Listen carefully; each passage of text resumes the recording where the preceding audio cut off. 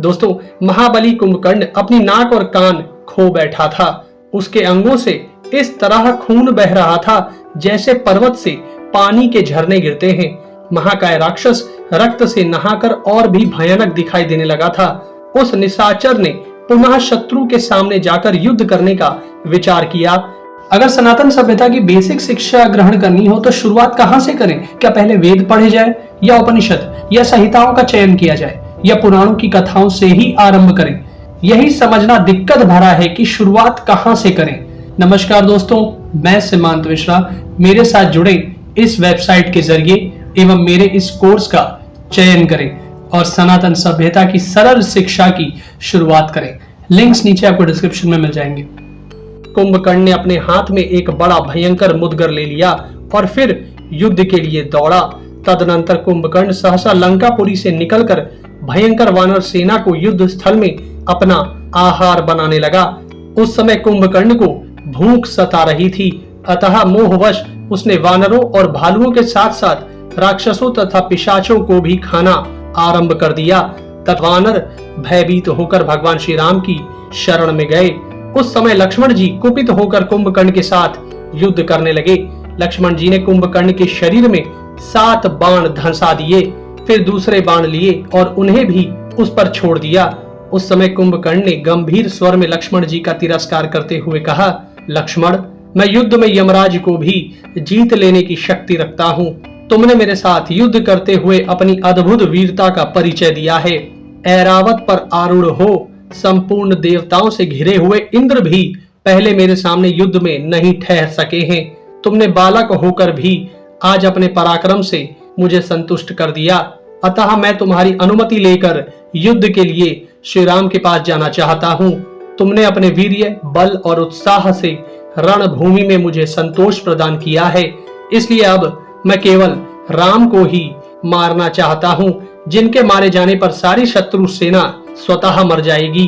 कुंभकर्ण की यह बात सुनकर लक्ष्मण जी ठठाकर हंस पड़े और उससे प्रशंसा मिश्रित कठोर वाणी में बोले, वीर कुंभकर्ण, तुम महान पौरुष पाकर जो इंद्र आदि देवताओं के लिए भी असह्य हो उठे हो, वह तुम्हारा कथन बिल्कुल ठीक है। मैंने स्वयं अपनी आंखों से आज तुम्हारा पराक्रम देख लिया। ये रहे दशरथ नंदन भगवान श्री राम, जो पर्वत के समान अविचल भाव से खड़े हैं। लक्ष्मण जी की बात सुनकर उसका आदर न करते हुए कुंभकर्ण ने लक्ष्मण जी को लांघकर श्री राम पर ही धावा किया। कुंभकर्ण को आते देख भगवान श्री राम ने रौद्रास्त्र का प्रयोग करके कुंभकर्ण के हृदय में अनेक तीखे बाण मारे। श्री राम के बाणों में मोर के पंख लगे हुए थे। वे बाण कुंभकर्ण की छाती में धस गए, अतः व्याकुलता के कारण उसके हाथ से गदा छूटकर पृथ्वी पर गिर पड़ी। उन बाणों से घायल होकर कुंभकर्ण सहसा घोर गर्जना करता हुआ क्रोध पूर्वक भगवान श्री राम की ओर दौड़ा। बिना शस्त्र के उस निशाचर ने दोनों मुक्कों से राह में पड़ने वाले वानरों का महान संहार आरंभ किया। इसी बीच उस पराक्रमी निशाचर कुंभकर्ण ने एक भयंकर पर्वत शिखर उठाया और उसे घुमाकर भगवान श्री राम को लक्ष्य करके चला दिया, परंतु भगवान श्री राम ने पुनः धनुष का संधान करके सीधे जाने वाले 7 बाण मारकर उस पर्वत शिखर को बीच में ही टूक टूक कर डाला। उस पर्वत के टुकड़े जब भूमि पर गिरे तो उन टुकड़ों में 200 वानर धराशाही हो गए।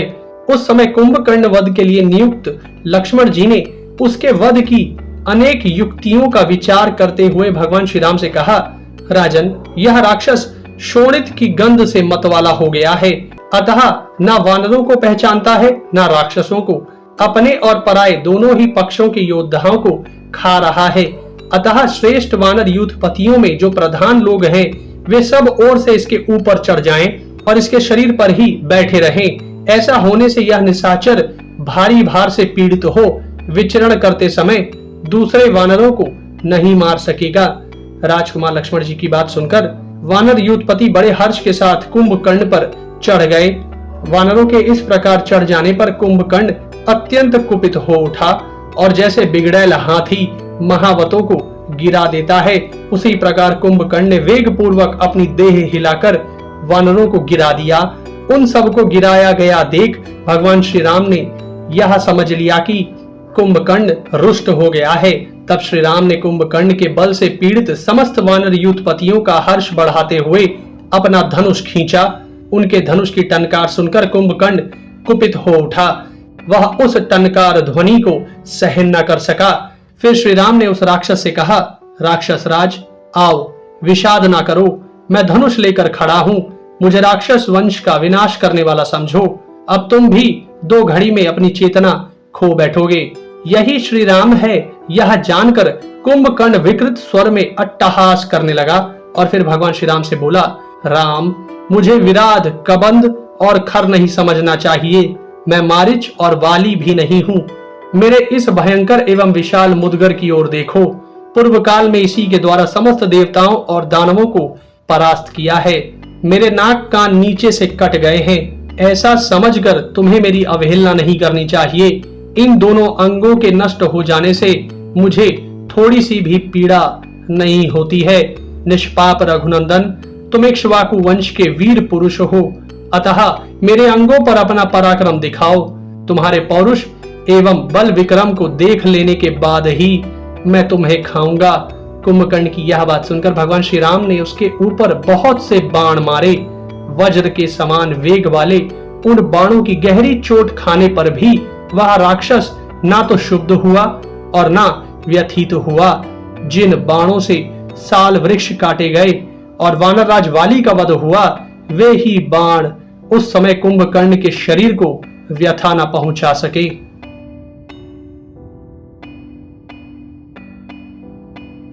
दोस्तों, अगर हमारे वीडियोस आपको पसंद आते हैं तो कृपया कर उन्हें शेयर जरूर करें।